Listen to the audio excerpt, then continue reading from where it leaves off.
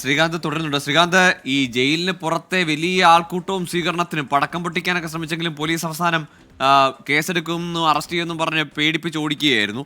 ഏതായാലും ആ സംഘം ബോബി ചെമ്മണ്ണൂരിനെ വീണ്ടും ആപ്പിലാക്കുകയാണെന്ന് തോന്നുന്നു അല്ലേ? ഹൈക്കോടതിയുടെ അവസാനത്തെ പരാമർശം ഏതാണ്ട് അത് സൂചിപ്പിക്കുന്നതാണ്.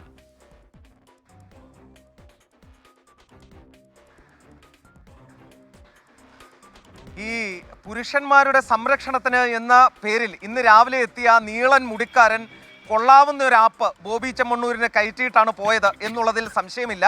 പടക്കം പൊട്ടിച്ച് ബോബി ചെമ്മണ്ണൂരിനിട്ട് മുട്ടൻ പണിയാണ് പുള്ളി കൊടുത്തിരിക്കുന്നത്. അത് രാവിലെ തന്നെ നമ്മൾ പറഞ്ഞതാണ്. ജയിലിന് പുറത്തേക്ക് വന്നത് ഒളിമ്പിക്സിന് സ്വർണ്ണ മെഡൽ കിട്ടിയതുപോലെയാണ് എന്ന പരിഹാസം ഹൈക്കോടതിയിൽ നിന്നും വന്നിരിക്കുന്നു. നീതിന്യായ വ്യവസ്ഥയോട് ബോബി ചെമ്മണ്ണൂർ യുദ്ധം പ്രഖ്യാപിക്കുകയാണ് എന്ന് കോടതി പറഞ്ഞിരിക്കുന്നു. അഭിഭാഷകൻ കൂടി പ്രശ്നത്തിലാകരുത് എന്ന് അഭിഭാഷകനോടുകൂടി, ബോബിയെ ന്യായീകരിക്കാൻ ഇറങ്ങിയ അഭിഭാഷകനോടുകൂടി ഇപ്പോൾ ഹൈക്കോടതി പറയുകയാണ്. അതായത് ഒരു കാരണവശാലും ബോബി ചെമ്മണ്ണൂരിൻ്റെ പ്രവൃത്തിയെ ന്യായീകരിക്കാൻ ശ്രമിക്കരുത് എന്ന് അഭിഭാഷകനോട് കോടതി പറയുകയാണ്.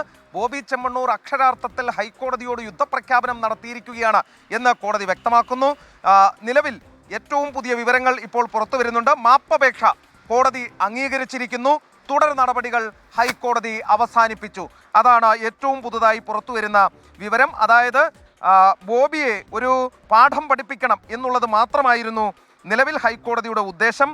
അത് ഹൈക്കോടതി ചെയ്തിരിക്കുന്നു. ജാമ്യാപേക്ഷ സമർപ്പിച്ച് ജാമ്യം കിട്ടിയിട്ടും കോടതി കൊടുത്ത ജാമ്യത്തിന് പുല്ലുവില കൽപ്പിച്ച് ജയിലിൽ തന്നെ തുടർന്ന ബോബി ചെമ്മണ്ണൂരിനെ അക്ഷരാർത്ഥത്തിൽ രാവിലെ മുതൽ ഈ ഉച്ചയ്ക്ക് 1:45 വരെ മുൾമുനയിൽ നിർത്തി ഏറ്റവും ഒടുവിൽ ബോബിയുടെ നിരുപാധികം മാപ്പപേക്ഷ സ്വീകരിച്ച് നടപടികൾ ഹൈക്കോടതി അവസാനിപ്പിച്ചിട്ടുണ്ട്.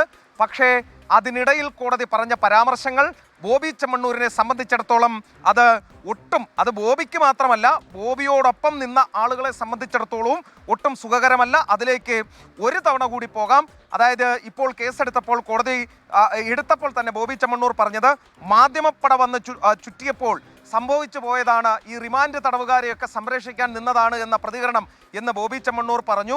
എന്താണ് ബോബി ചെമ്മണ്ണൂരിൻ്റെ പ്രതികരണം എന്ന് ചോദിച്ചപ്പോഴാണ് ഈ അഭിഭാഷകൻ ഇക്കാര്യം പറഞ്ഞത്.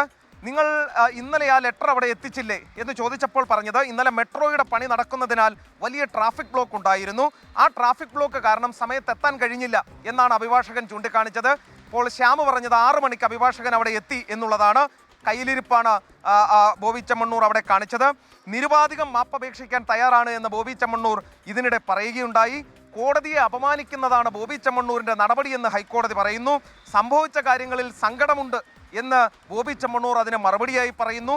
നീതിന്യായ വ്യവസ്ഥയോട് ബോബി ചെമ്മണ്ണൂർ യുദ്ധം പ്രഖ്യാപിക്കുകയായിരുന്നു എന്ന് ഹൈക്കോടതി പറയുന്നു. ജയിലിന് പുറത്തേക്ക് വന്നത് ഒളിമ്പിക്സിന് സ്വർണ്ണ മെഡൽ കിട്ടിയതുപോലെയെന്ന് ഹൈക്കോടതി ചൂണ്ടിക്കാണിക്കുന്നു. അത് മറ്റേ മെൻസ് അസോസിയേഷൻ്റെ ആ ചങ്ങാതി വന്ന് പടക്കം പൊട്ടിച്ച് മാലയൊക്കെ ഇടാനുള്ള ഒരു ശ്രമം നടത്തിയതാണ്. അപ്പോഴേ പറഞ്ഞതാണ് ബോബിക്ക് അത് പണിയാകും, പാരയാകുമെന്ന്. അതിപ്പോൾ ബോബിക്ക് വലിയ തിരിച്ചടിയായിരിക്കുന്നു. കോടതി അതും പരാമർശിച്ചു. പക്ഷേ ഏറ്റവും ഒടുവിൽ നിരുപാധികം മാപ്പപേക്ഷ സ്വീകരിച്ച് ആ കേസ് അവസാനിപ്പിച്ചിരിക്കുന്നു.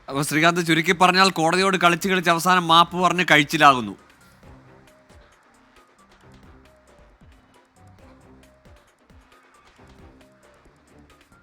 അത് ബോബിയും കൂട്ടരും നടത്തിയ അവർ വിചാരിച്ചു കാണും ബോബി പുറത്തൊക്കെ നടത്തുന്ന കളികൾ, പുറത്ത് നടത്തുന്ന ബോബിയുടെ ചില ഇടപെടലുകളൊക്കെ തന്നെ കോടതിയിലും ജയിലിലുമൊക്കെ ചിലവാകും എന്നുള്ളത്.